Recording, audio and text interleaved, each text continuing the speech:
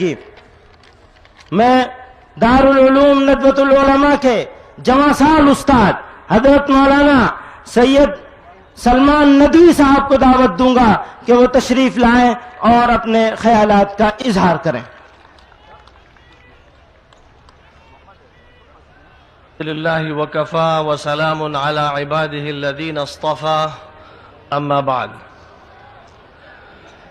اعوذ باللہ من الشیطان الرجیم بسم اللہ الرحمن الرحیم وقال الذين كفروا لرسلهم لنخرجنكم من أرضنا أو لتعودن في ملتنا فأوحى إليهم ربهم لنهلكن الظالمين ولنسكننكم الأرض من بعدهم ذلك لمن خاف مقامي وخاف وعيد واستفتحوا وخاب كل جبار عنيد۔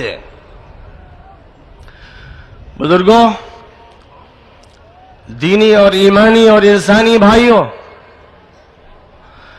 جو نہیں ماننے والے تھے، ضدی تھے، ہٹ دھرم تھے، منکر تھے، انہوں نے اپنے پیغمبروں سے کہا تھا لَنُخْرِجَنَّكُم مِّنْ أَرْضِنَا، ہم تمہیں اپنے ملک سے نکال باہر کریں گے، أَوْ لَتَعُودُنَّ فِي مِلَّتِنَا، یا تمہیں ہمارے مذہب میں واپس آنا پڑے گا، ہماری تہذیب کو قبول کرنا پڑے گا، ہماری روایات کو ماننا پڑے گا، ہمارے طور طریق کو اپنانا پڑے گا۔ فَأَوْحَى إِلَيْهِمْ رَبُّهُمْ، تو خداوند قدوس نے اپنے بندوں کو یہ پیام دیا لَنُهْلِكَنَّ الظَّالِمِينَ، ہم ان ظالموں کو تباہ و برباد کر دیں گے، وَلَنُسْكِنَنَّكُمُ الْأَرْضَ مِن بَعْدِهِمْ، اور پھر اس کے بعد ملک تمہیں سونپ دیں گے، تمہیں بسا دیں گے، ذَلِكَ لِمَنْ خَافَ مَقَامِي وَخَافَ وَعِيدِ، لیکن یہ خوشخبری انہی لوگوں کے لیے ہے جن کو اس بات کا خوف ہے کہ کل ہمارے حضور انہیں حاضر ہونا ہے، جواب دہ ہونا ہے، اور جن کو میرے عذاب کا ڈر ہے۔ میرے بزرگوں، یہ آیت کریمہ ایسا لگتا ہے کہ ابھی نازل ہوئی ہے، اور اس آیت کریمہ میں جو تصویر کشی کی گئی ہے وہ موجودہ بین الاقوامی اور ملکی حالات کی گئی ہے۔ کہنے والے ضدی، ہٹ دھرم، کہنے والے اوباش، کہنے والے قاتل اور مجرم یوں کہہ رہے ہیں امن و سلامتی کے علم برداروں سے، کہہ رہے ہیں اخلاق و انسانیت کے مشعل برداروں سے، یوں کہہ رہے ہیں لَنُخْرِجَنَّكُم مِّنْ أَرْضِنَا، تمہیں اس ملک کو چھوڑ دینا پڑے گا، نکل جاؤ اس ملک سے، پاکستان چلے جاؤ، ورنہ پھر ہمارے طور طریق اختیار کرو، ہماری روایات کو اپناؤ۔ تو خدا تعالیٰ یوں کہہ رہا ہے سات آسمان کی بلندی سے اور عرش بری سے لَنُهْلِكَنَّ الظَّالِمِينَ، ان ظالموں کو ہم تباہ و برباد کریں گے، وَلَنُسْكِنَنَّكُمُ الْأَرْضَ مِن بَعْدِهِمْ، اور ان کے بعد تمہیں زمین میں بسائیں گے۔ یہ خدا تعالیٰ کا فیصلہ ہے۔ یہ امت مسلمہ اپنے پروردگار کو اس طرح نہیں مانتی کہ جس طرح وہ مانتے ہیں جو کبھی اسے تالے کے اندر بند کر دیتے ہیں، کبھی اس پر دروازہ چڑھا دیتے ہیں، کبھی ہفتے میں کسی دن اس کو جا کر پوچھ لیتے ہیں۔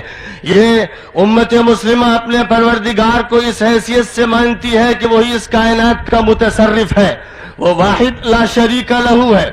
حضرت رسول اکرم صلی اللہ علیہ وسلم نے عبداللہ ابن عباس رضی اللہ تعالی عنہما سے کہا تھا کہ اے لڑکے، خدا کی قسم اس بات کو یاد رکھنا کہ سارے انسان مل کر اگر تجھے نقصان پہنچانا چاہیں گے تو نہیں پہنچا سکتے جب تک کہ خدا تعالیٰ نے تیری تقدیر میں نقصان نہ لکھ دیا ہو، اور سب کے سب مل کر تجھے فائدہ پہنچانا چاہیں تو نہیں پہنچا سکتے جب تک کہ خدا تعالیٰ نے تیری تقدیر میں یہ فائدہ نہ لکھ دیا ہو۔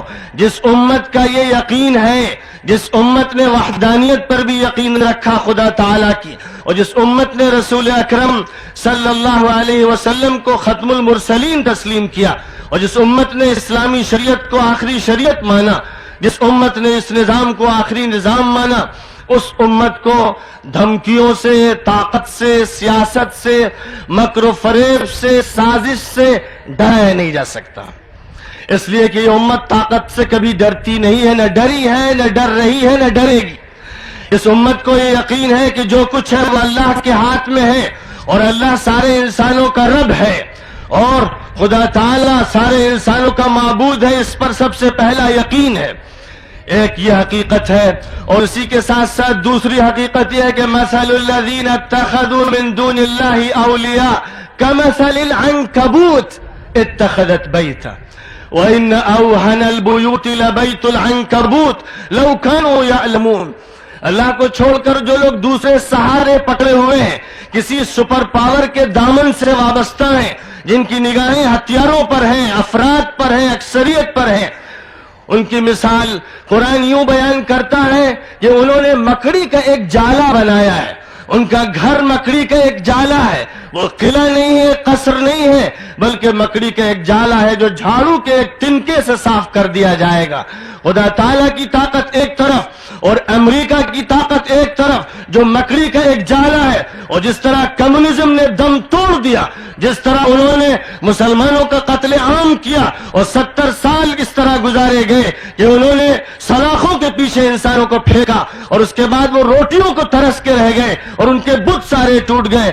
خدا کی قسم اسی طرح امریکہ کا شیرازہ بکھر جائے گا. جہاں تک تعلق ہے مدارس اسلامیہ کا، جس کی تجویز مجھے آپ کے سامنے پیش کرنا ہے، تو میں اس بات کا اعلان کر دینا چاہتا ہوں کہ مدارس اسلامیہ کسی چہار دیواری کے اندر صرف نہیں ہے. مدارس اسلامیہ ہر مسلمان کے دماغ کی دھڑکن ہے، ہر مسلمان کے دماغ کی سلوٹوں میں بسے ہوئے ہیں، اس کے دل کی دھڑکن ہے، اس کے ضمیر کی آواز ہے. وہ چاہے مدرسے میں پڑھنے والا ہو یا اسکول و کالج میں پڑھنے والا، وہ پیدا ہوتا ہے تو مدرسہ اس کے کان میں اذان دیتا ہے، وہ انتقال کرتا ہے تو مدرسہ اس کی نماز جنازہ پڑھتا ہے. کون سا مسلمان ہے یونیورسٹی سے وہ وابستہ ہو یا کالج اور اسکول سے وابستہ ہو جس کے ضمیر اور دل سے مدرسے کو کھرچ کے پھینکا جا سکے؟ مدرسے نے ہر مسلم کے دماغ میں لا الہ الا اللہ اور محمد الرسول اللہ بسایا ہے. مدرسہ ہمارے رگو ریشے میں سرایت کیا ہوا ہے، مدرسہ خون کی طرح ہماری رگوں میں دوڑ رہا ہے، مدرسہ ہمارے ریشے ریشے میں ہے. مدرسے کو کسی مسلمان کے اندر سے نکالا نہیں جا سکتا. لیکن مدرسہ ہرگز دہشت گرد نہیں ہے. جو لوگ اس کو دہشت گرد کہہ رہے ہیں، اس دھرتی پر اور اس آکاش کے نیچے سب سے بڑے مجرم دہشت گرد وہ ہیں. ششو مندر دہشت گردی کے اڈے، RSS دہشت گرد ہے، BJP دہشت گرد ہے. نعرہ تکبیر، جمعیت علماء ہند، جمعیت علماء ہند. جو پیش آمدہ خارجی خطرات سے مدارس دینیہ کی حفاظت و صیانت کے لیے تقاضائے وقت و حال کے مطابق تدابیر اختیار کرے. سردست مجلس عمل کے درج ذیل ارکان کے اسماء کا اعلان کیا جاتا ہے. بعد میں ان ارکان کے باہمی مشورے سے مزید ناموں کا اضافہ کیا جائے گا. اسماء گرامی ارکان متحدہ مجلس عمل: نمبر 1 حضرت امیر الہند مولانا سید اسد مدنی صاحب دامت برکاتہم صدر جمعیت علماء ہند. نمبر 2 مولانا سید احمد بخاری صاحب. نمبر 3 مولانا حبیب الرحمان صاحب قاسمی استاد دارالعلوم دیوبند جو اس کمیٹی کے کنوینر بھی ہیں. نمبر 3 مولانا انظر شاہ صاحب کشمیری شیخ الحدیث وقف دارالعلوم دیوبند. جناب مولانا اصغر علی امام مہدی سلفی ناظم جمعیت اہل حدیث. مولانا محمد شفیع مونی صاحب نائب امیر جماعت اسلامی ہند. عبد القدوس کشمیری صاحب سیکریٹری علماء کونسل بمبئی. مولانا محمد سلمان صاحب ناظم اعلیٰ مظاہر علوم. اور یہ عاجز سلمان ندوی استاد ندوۃ العلماء لکھنؤ. وآخر دعوانا ان الحمدللہ رب العالمین.